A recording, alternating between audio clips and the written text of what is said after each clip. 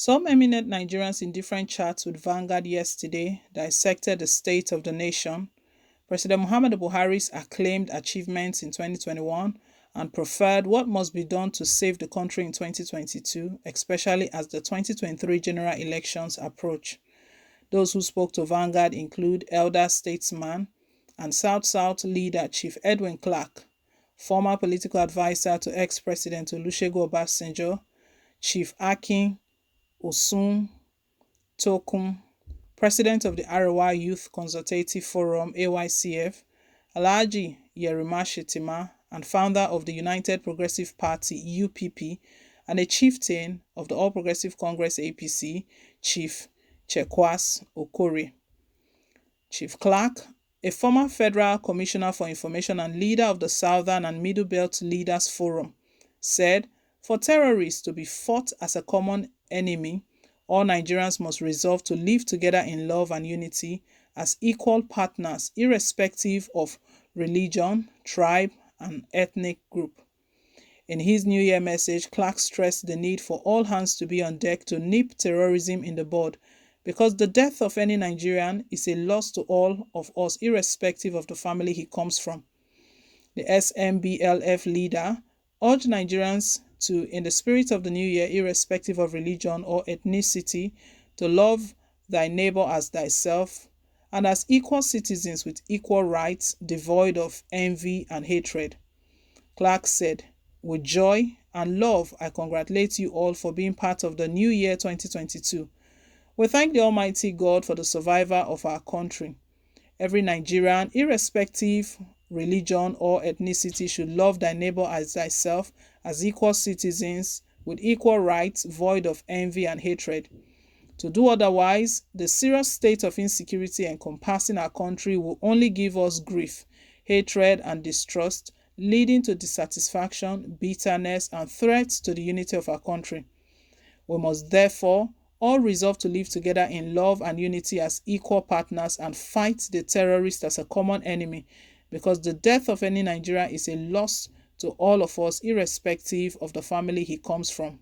Asked his take on the federal government's claim of positive achievements in security, economy, and infrastructure in 2021, as claimed by the Minister of Information and Culture, Alhaji Lai Mohammed, and later President Muhammadu Buhari, Chief Chekwas Okore said, "On the positive side, I will state without any fear of contradiction that President Buhari has surpassed all previous governments after the Nigerian Civil War in 1970 in laying solid foundation for the economic recovery and growth of Nigeria.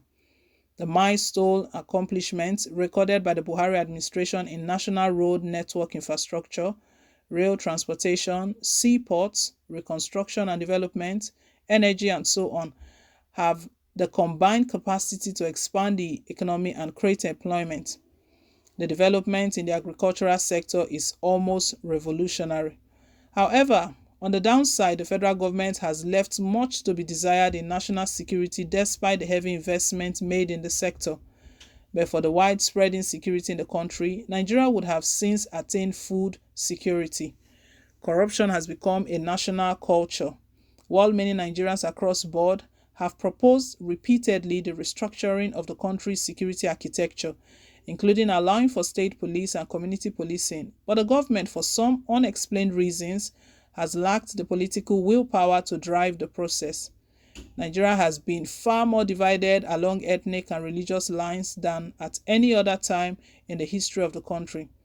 Nigeria is in dire need of healing, and I believe that there is still time for President Buhari to commence the process of national reconciliation and restore to Nigeria the much-needed sense of belonging, equity, inclusiveness, and fairness. It would be great for President Buhari to bequeath to the country the legacy of national unity. I recommend that he dedicates the last lap of his 8-year continuous tenure to healing a highly fractured and disunited country. On his expectations for Nigeria in 2022, he said, "My expectations are anchored essentially on President Buhari dwelling on healing the nation to stave off impending threats to the corporate existence of Nigeria. The signs are quite ominous." Asked the signs and how the impending threats can be averted, Chief Okore said, There are strong feelings of alienation, anger, and separatist agitation. Nigeria is more divided along ethnic lines than religious lines. Even citizens of the same religion are now fiercely loyal and seek self-determination along their ethnic identities. The president must muster the political will to address the fears of subjugation and neo-colonialism. This will be in the short run because time is running out on Nigeria. A total federal structure that will be the outcome of a national conference of Nigerians' ethnic nationalities will provide a long-term solution. I fear that the build-up to the 2023 general election will rise to a crescendo in 2022, will be fiercely contested along ethnic lines, which will force the two foremost political parties, namely the All Progressive Congress APC and the People's Democratic Party PDP, to return to the drawing board. On his part, Alhaji faulted the federal government's claim of achievements in security, economy, and infrastructure. In his words, I don't know what parameter the government used in arriving at positive achievements, but I'm aware that a lot still needs to be done in this area. I read a lot of disturbing news on a daily basis. I just hope the despondency in my nation ends soon.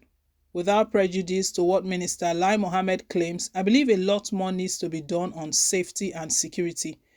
In the area of infrastructure, I doubt if any positive achievement has been recorded. We have so far federal roads full of potholes, and driving by road has become quite disturbing in today's Nigeria. One area that disturbs me, apart from the security challenges, is the infrastructure deficit. It seems the budget on infrastructure is either not being faithfully implemented or there are distractions in today's Nigeria. As for the economy, I just wonder whether the Federal Ministry of Finance has the will to initiate viable economic policies beyond too many taxes. Though I'm not in position to say exactly what the Minister of Finance has to offer in 2022. I think she needs to introduce comparatively more masses-friendly policies with less taxation and more welfare initiatives. I heard some Nigerians complaining about running businesses at a loss because of unforeseen cost of diesel for powering their generators, ahead of unprecedented price of electricity meters, price of cooking gas, and other daily needs of Nigerians. The buck stops at the finance minister's desk. She should introduce programs to tackle widespread poverty, unemployment, and related problems. Most importantly, I believe that there is still hope that all the challenges from security to economy and infrastructure, none is insurmountable once we are ready to be more realistic and have the political will to bring about the badly needed change for the better. For Sun Tukung, the federal government's claim of achievement run counter to reality. In his words, it will amount to a waste of time to bother giving attention to what conspicuously flies in the face of reality. If what we all know and experience about the state of security, economy, and infrastructure is what this government calls achievements, then I shudder to think of what it believes amounts to failure. The gap between reality and the illusory perception and propaganda of this government is so wide that one has to begin to doubt the psychological stability of the mind that makes such claims.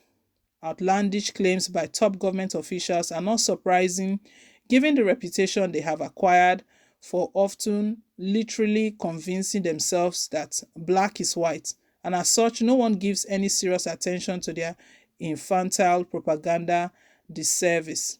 My expectation of 2022 is more of the same, with the very dangerous implication that the subversive costs will be enormous, given the potential of the forthcoming general election to be derailed by this predilection for misinformation, disinformation, and outright lies.